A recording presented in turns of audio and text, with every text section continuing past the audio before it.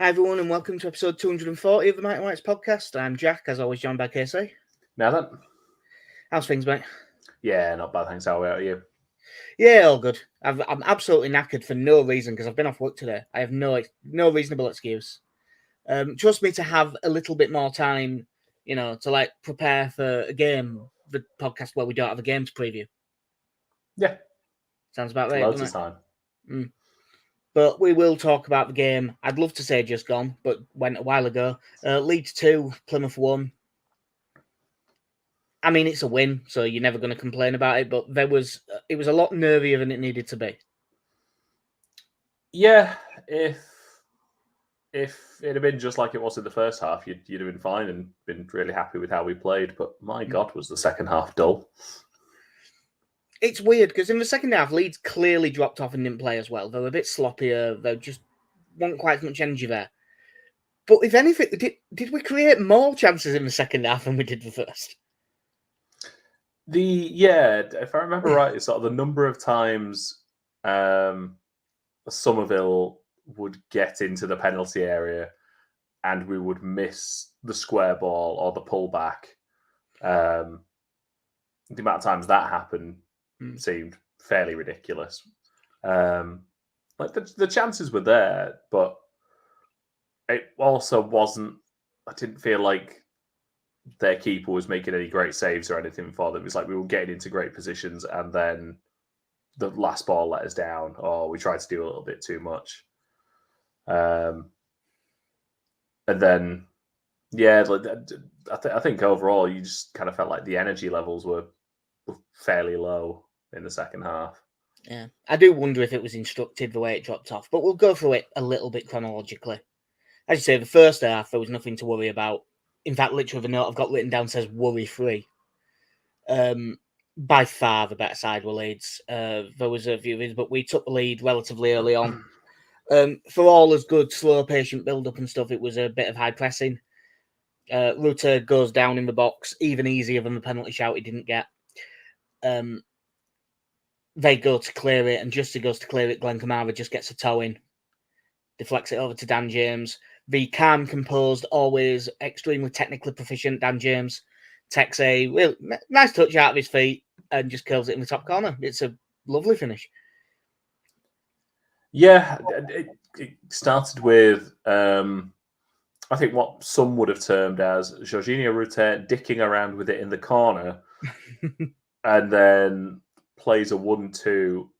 I'm assuming with Byram. I'm not 100%. I honestly can't remember. It might have been Somerville, actually, but I can't remember.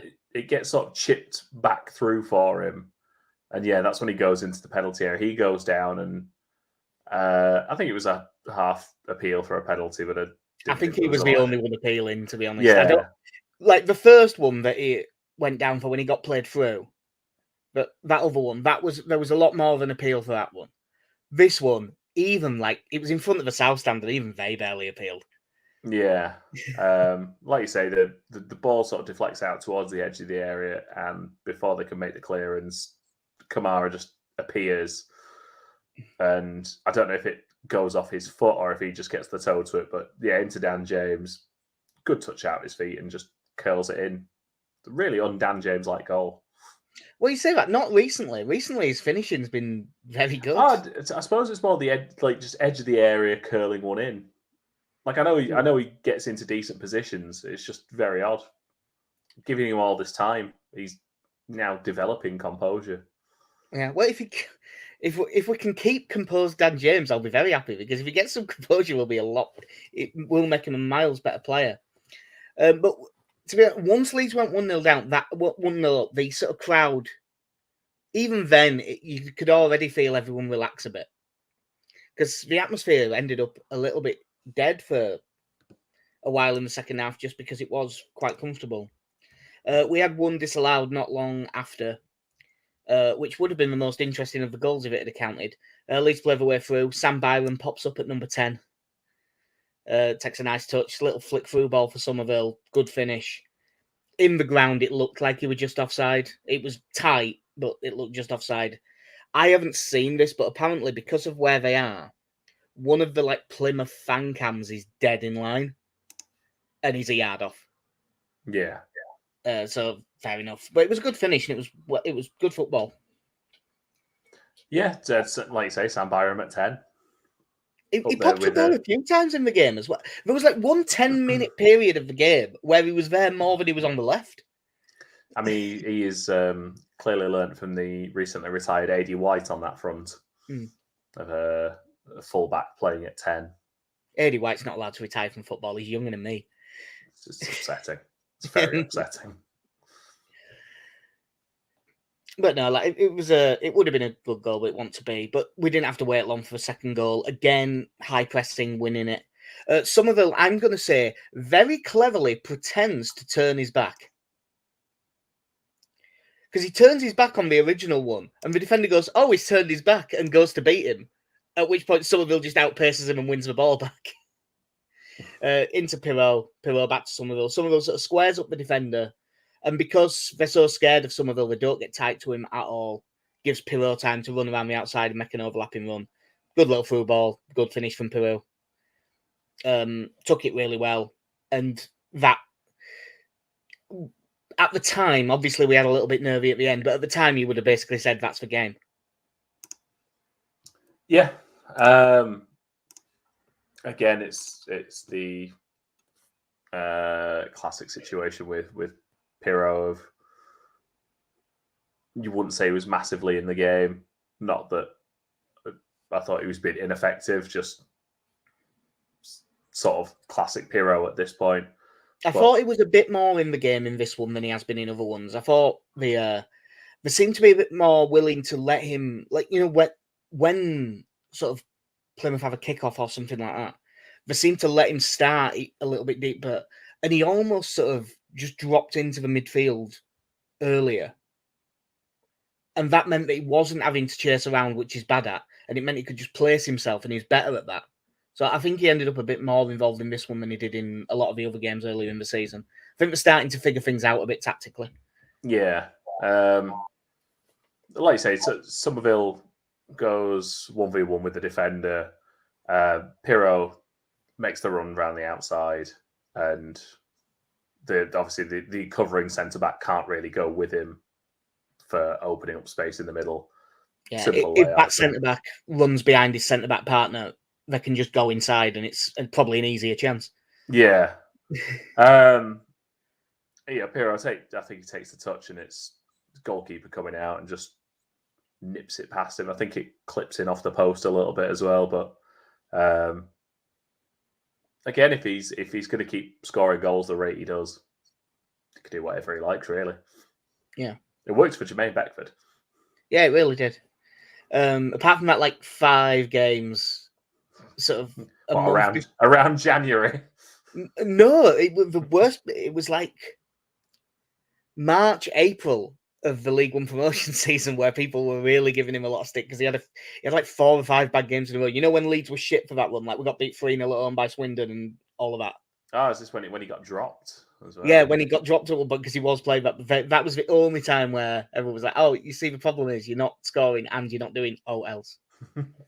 And it turned out the reason he did that was just so he could have the finish the season as captain working his bollocks off arc. Yeah. That guy knew how to tell a story. Yeah. But yeah, half time, 2-0 up.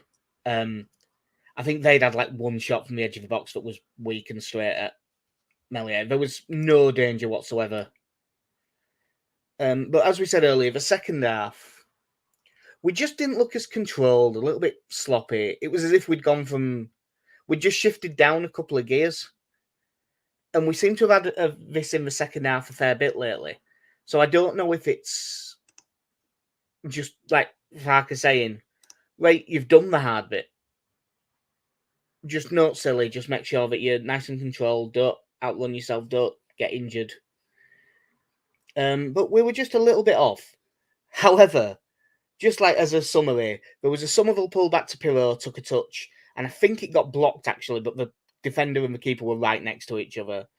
Ruter blazed and basically an absolute sitter over the bar from about 9-10 yards out. Rutter also had like a brilliant turn and sort of ball over the top for Pirot, but he made a mess of the header. Just after he came on, Nonto had a great chance, but he took a bit too long to take a touch, and then defender came across and blocked it. Jayden Anthony had a great chance as well from a rotor pass, but I think it's fair to call that one a great save rather than a bad miss. Like there was a couple of, and that's on top of all the not quite getting the final pass right.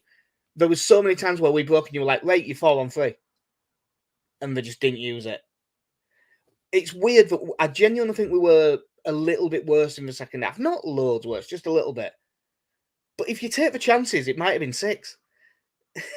Yeah, I think one of the things you kind of notice, and again, the obvious answer to would be sort of energy saving, is that when we in the transition when we're breaking on the counter attack, we just don't seem to press forward as quickly as we do. Like you think about how we did against Huddersfield in the first half. Yeah.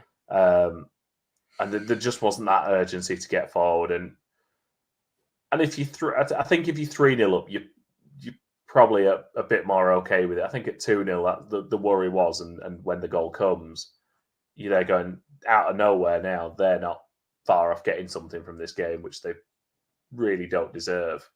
Yeah. And you give them that chance and their tails get up. Suddenly they've got 20% more energy. You've got all the nerves. You've got the crowd nervous. Yeah, it's yeah, and like you say, second half it was all a bit flat. It's quite nice hearing Plymouth wheeled out some songs I hadn't heard for a few years. Premier League, you fucked it up and all that. But I just found it to be a bit dull. At the time, I thought it was much needed when Nonto and Anthony came on, just to hopefully inject a bit of life into it a bit as two players who probably need to impress now. Because with each passing week, Dan James and Crescencio Somerville are just pulling away as the first choice wingers. Oh, yeah. I mean, if Nonto is definitely going to be staying, we probably need to try and give him a bit more. I haven't looked into this. I literally saw a tweet. I think he went off injured for Italy's under-21s last night. He scored twice and then won a penalty. Yeah. But I think he went off holding his hamstring. So we'll have to see what comes of that. But literally all I've seen is a tweet. As we said, Plymouth got one back and there was the nerves. It was sort of hard to tell in real time whose fault it was. And truth be told, having watched it back, I don't think it's sort of anyone's. I think there's 3-4 players that maybe could do something better. But I don't think anyone's at fault. There's a really good ball from deep. That Whittaker, I think it is, has gone right out to the touchline, so Firpo's wider to go with him. And there's a big gap between Firpo and Cooper. But the starting position of Cooper is probably fine. It's a really good pass, a really good run from deep. Ampadu does chase him, he does react, he just isn't quick enough to keep him up with him, which isn't really his fault. Cooper sort of comes across. If he holds his line, he might be able to block the cross. But instead he comes across and neither him or Ampadu get there. So it sort of takes them both out. And then it's a really good ball in. And he's beat Road on his blind side. Maybe he can throw some. Maybe if he knows he's there, he can position himself better. But I certainly wouldn't go as far as saying it's a mistake. Yeah, it's there's just a few more than a. To be honest, I just thought it was a pretty good goal. Having watched it back, I think it was good football. Yeah, the run he makes, I think, is, as you watch from the ball over Firpo, he's probably 2 to 3 yards off Roden, and like you say, he just sort of drifts to his blind side and then makes the run in behind him. And I think once Cooper's gone as well, Roden sort of has to step over a little bit, because if that ends up being a pullback, there's a massive amount of space in between the two of them there that he probably needs to cover, because, like you say, Ampadu and Cooper are both sort of taken out of it at that point, and Firpo's with he's with the right winger somewhere up the pitch. Yeah, as I said, I think they've deliberately shifted Firpo wide by dragging him out, and then one at midfielders makes a really good run. I honestly think that more than anything, the thing for that is that I think it's good football and it's good goal. I can't really knock it too much. But yeah, it got really, really nervous. The crowd were really edgy. The way Leeds were playing was really edgy as well. But for all of that, and as much as the Leeds pessimist in you is going, they're going to fucking score here, they're going to nick a point, I can't believe it. They didn't have a shot on target after they scored. So, confession time for me. I ducked out of this one on 85, pretty much just after the goal because... You know what? I went to the game with you and I forgot that you had to go. I completely forgot. I was away that evening with my girlfriend, so I ducked out a few minutes early. And good job they didn't equalise, otherwise I'd have banned you from ever fucking coming again. Well, as I left, once I got outside and crossed over at the shop and sort of level with the car park opposite, I heard a cheer go up, and I have no idea what it was. But it seemed small enough that it might have been an equaliser. And I was frantically refreshing Twitter just to get anything. Phil? Help!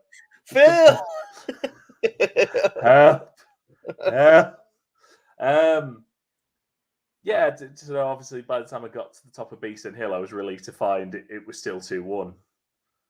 But yeah, that was a nervy moment of, oh, for fuck's sake, really? Why have you done this? But no, it was a good win. Obviously you missed the last, because there was a lot of stoppage time, about 12 minutes. Who do you reckon was probably a man at match?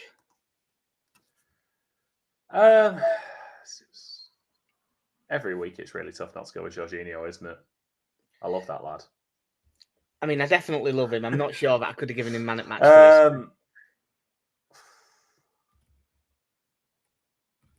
I don't know, to be honest. Glenn Kamara was all over the place again. He has so much energy in there. You might want to check that that's in a good way.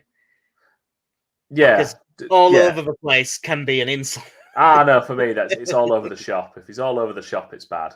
But the ground he covers, his ball retention is fantastic.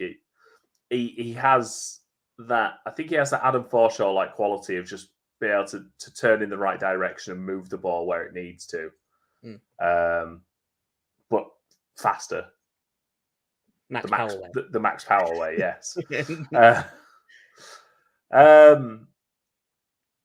Ampadu is great every week.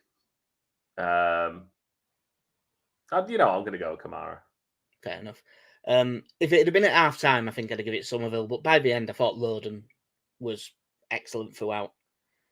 I just thought he won absolutely everything in the air. He was good on the ball. He tracked well. He had a bit of a Pontus moment at the end where he won a tackle, crashed it off their player out for a goal kick and turned to the south stand like, which was nice, which is always nice to see. But no, I thought he had a really good game. I say, yeah, first half Somerville was excellent. I thought Perot was good as well. So Ipswich won. Leicester got beat by Sam Greenwood scoring an absolute scream of a free kick, which he's been threatening to do for a while. It was nice to see. So that puts us 8 points behind both Leicester and Ipswich, 31 points from 16. And we've got 5 points over 7th, which is really the way to look at the playoffs. It's not look at where Southampton are, it's how big's we get to 7th. So far, how do you reckon we're doing? And as of right now, do you think we're going up? Yeah, you can't. There's no way you can look at this and say it's been poor. Given you will say this, you say this every time, but given what was happening with us for the first 3-4 weeks of the season, you can't say we're not in a really good position. It's disappointing, kind of, to think of, what could have been in terms of like the Birmingham game and things. If you'd have had this whole team in place by then. when you look at that Birmingham game, we have so many options to play wide forward, and in that front four, there's so many options, and one of those front four was Jamie Shackleton in that game. Yes, and Dan James has not yet found his magical touch. Yeah. Um, and I like Jamie Shackleton, but he isn't he shouldn't be in that front four. No, no, we just needed someone, and he has pace. By the way, I don't use Instagram, but I saw it pop up on Twitter. Did you see that picture of Jamie Shackleton? I haven't. No. He's having a kid, so he held up a little baby's Leeds kit with "Daddy 17" on, and he put on it, "Before you ask, no, it isn't my shirt."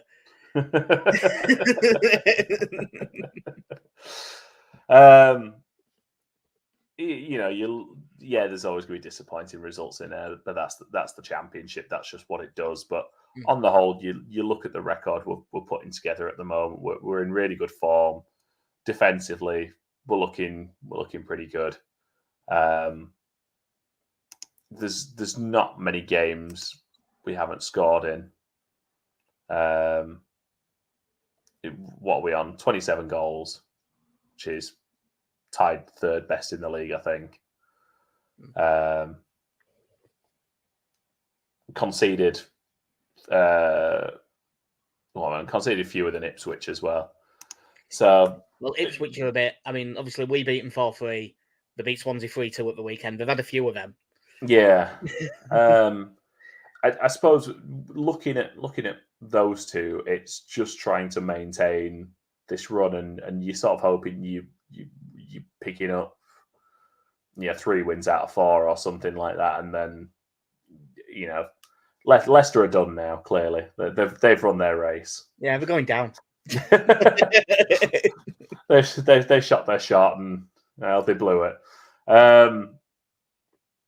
But again, you look at Ipswich, and yes, there's a lot to be said about the promotion and what that does for you for your morale. Whether this form is sustainable for us for a full season for them, you don't know. I would say every team has to have a blip, but again, when we looked at the Reading record-breaking season, it turned out it was a couple of draws. Yeah. So you don't have to, but the hope is that Leicester have drop points in a few games, because the other thing they're not doing a lot of at the moment is drawing games. Well, they haven't drawn any, have they? Oh, that's it. So at some point they have to draw some. I'll clip that if they somehow don't. If they go, if they go through a full season without drawing, fair play to them. That's probably harder than an unbeaten season. Now we're 31 from 16. If we carried on at that close to 2 points a game, we'll have a good chance. I do think Leicester will still win the league. I think Ipswich will be right up there, and they may well get the second automatic promotion spot. But just their literal quality of player in their squad isn't as good as some of the other teams in the league. But they have an excellent coach, and they're in dynamite form, and they're really well set. So if one of them was going to have a drop off, you'd think it'd be Ipswich, but we'll see. I reckon, if we get close, if we get to 90 points or 89 points, which is sort of what we'd be on for now, if you then don't go up, you've been a bit unlucky, but you've had a good season. I have now got to the stage where I'm very confident we'll make the playoffs, which gives us a shot, even though we are terrible in the playoffs. I've just had a look at the odds, in terms of to win the league. Leicester are 8-11 favs, and then us and Ipswich 3-1, 10-3, and then a big gap to Southampton at 20s. By the way, a big gap to Southampton at 20s, who are 1 point worse off than us. Yeah, what I would say is 20. You get. I don't think they will get in the top 2, but 20-1. 20-1 seems a bit high. And then for just promotion overall, Leicester 1-7, Leeds 2-5, Ipswich 8-13, and then Southampton at 2s. for the poor start to the season they had, Middlesbrough are 2 points off the playoffs. Yeah. You know, They had that weird thing, didn't they, where they kept losing tight games that they didn't necessarily deserve to at the start, and now it's turned a bit. Yeah, it's the championship is going to do championship things. Oh yeah, I mean, there'd be nothing more championship than us getting beat by away at Rotherham on a Friday night. Yeah, classic memories of Rotherham. That's where Belushi went for that overhead kick in it and just missed the ball and they scored. Isn't it also? Is that where didn't Belushi have to go and goal there? God. Anyway, it's a while ago. There's probably like 2 other things to talk about. One of them brief, one of them might end up a bit longer. I don't know. First of all, as you had work today, I'm assuming you didn't stay up to watch Bielsa's Uruguay win 2-0 in Argentina. No, I did not, but I've heard fantastic things. Yeah, I did stay up and watch it because I wasn't working today. Argentina had loads of ball, but God, just the intensity of the way they broke. Argentina were never comfortable at all, and Bielsa is going to make Liverpool fans so happy by making Darwin Núñez into a fucking world beater. He already had the talent, but he's sort of really getting it now. Yeah. But yeah, they were really good. So they beat Brazil and Argentina back to back, which is decent. I mean, what is it? Argentina had won like 19 out of their last 20 or something daft like that. And I think they hadn't conceded in 6 or 7. Yeah. So, yeah. So what we're saying is Uruguay are the world champions. Yeah, well, that's been a running joke on Twitter today. They've all been talking about how they're definitely favourites for the Euros, which is probably fair enough to do as a joke. No, I was just getting the South American qualifying table up to see how it looks. Yeah, Argentina top with 12, and then Uruguay second on 10. So, I mean, Brazil are 5th with 7 points from 5. I know that they will end up turning it around, but God, it'd be funny. And then the big news story of today, Everton have been deducted 10 points. I believe for one lot of breaking all the FFP rules, which is generous because look at that COVID season, they're over by about 300 million. Is that when they claimed higher losses than Man United, Man City, Chelsea? But everyone put in 100 and something million for COVID losses, and they put in like 300. But yeah, I am absolutely fine with them getting the deduction. They probably should. They probably should have had one 2 years ago. They probably should have had one last year. The interesting thing is whether this is an actual precedent. Because if it is an actual precedent, there's some teams that in the next couple of years could have some real shit. Like, if this is a real precedent, Man City may well get relegated. For the sheer number of... Theirs is like 115 charges. The Twitter has been winding me up some rotten today. Oh, look, but they didn't do it to Man City. The investigation hasn't fucking finished yet. How are they supposed to do it? Oh, really? They've investigated this guy for a crime. Well, jail him now. I mean, Man City will probably get away with it because it's football, and I didn't think they'd have the balls to do this to Everton, so I really don't think they'll have the balls to do it to Man City. But I'm willing to be proved wrong on that. Yeah, I suppose your worry is if you do this to Man City and Chelsea, does the Super League start beckoning again? Yeah. Yay! Isn't football a level playing field? Yeah, but like, there's a few teams that skirt close to it every year, and obviously, loads of EFL teams have had points deductions, so it's not that. But this is the biggest point deduction that the Premier League have ever given out to anyone. And I just wonder. I mean, it's shit because, in principle, I don't like, football things being decided for off the pitch reasons. I don't really like that. But they have properly almost Derby levels of took the piss. And they'll just be delighted that they've managed to drag it out for 2 years, because they've managed to drag it out into a season where they'll probably be all right anyway.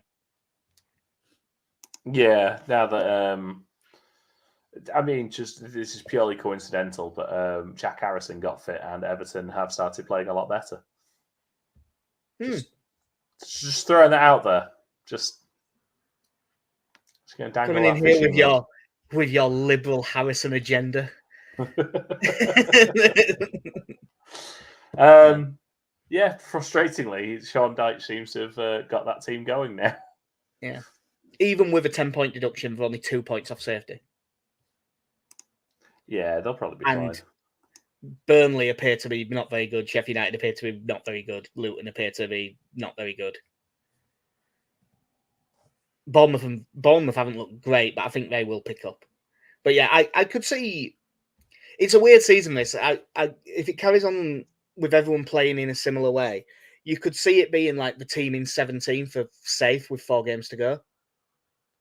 Yeah, and there's just a big, just a gap, which would be a really shit last day of the season in the Premier League. Yeah. Football's a lovely place.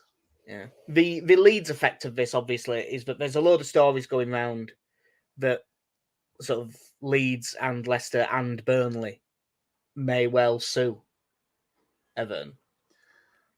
There's always there's always this though, isn't there? There's always the threat of someone suing someone.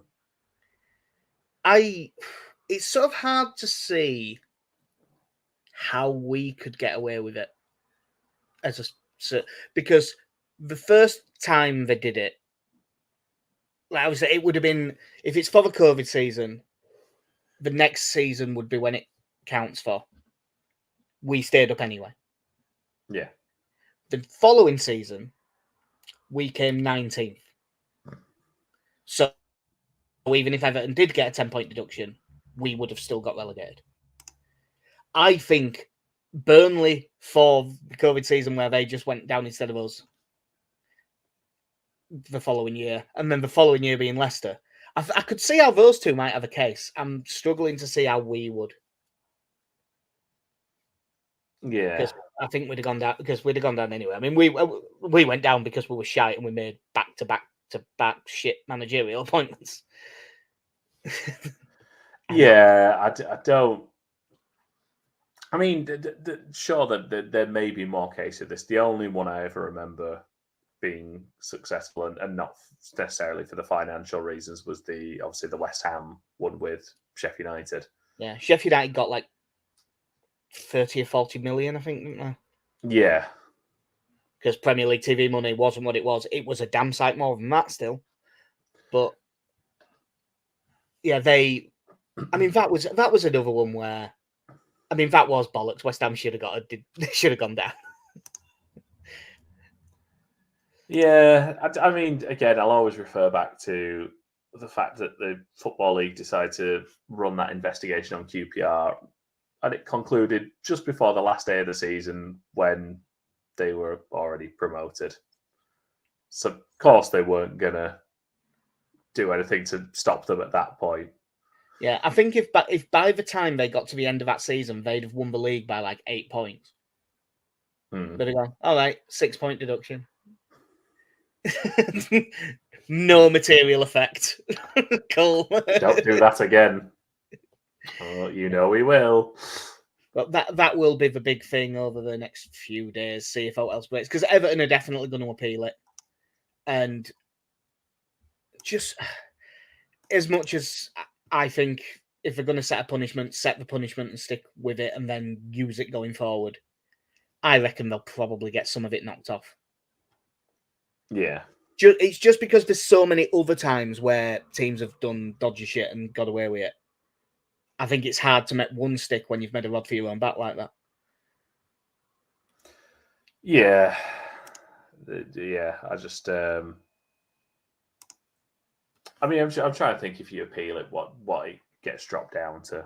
But at the same time, I do feel like if you kind of you have your rules in place and your sanctions in place.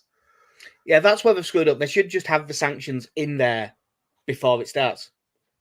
if you do this, 10 points. I mean, that's what it is in the AFL. That's what it is for administration, isn't it? It does say you get this many points if you go into administration. Yeah, like the idea of dealing with it on a case-by-case basis literally leaves it open to any number of problems. Whereas if you say, right, if you break these financial rules, these are the consequences. Yeah. And sure, if you wanted to put a tiered system in for teams who really took the piss, maybe. But if you break it by this much, it's this. If you break it by this much, it's more. Yeah. But that seems far too simple for football governance. Yeah, it's a very complicated game, or at least they certainly make it look that way. Yeah. But yeah, I reckon that will do as I will briefly mention that we all had wins for a Plymouth game. So I am still last in the predictions. I'm on 10, Alex 14, Connie 20, you 22, Casey. Yes. But we all know that you always do really well on the week to week, and then we look back at the pre-season predictions, and that's where you've been shit. That seems to happen every year. I mean, I did back Wolves and Everton to possibly go down this season, so it's not looking great. Well, it's looking better today than it did before. Yeah. with Everton. Nah, look at what's around them. They'll be fine.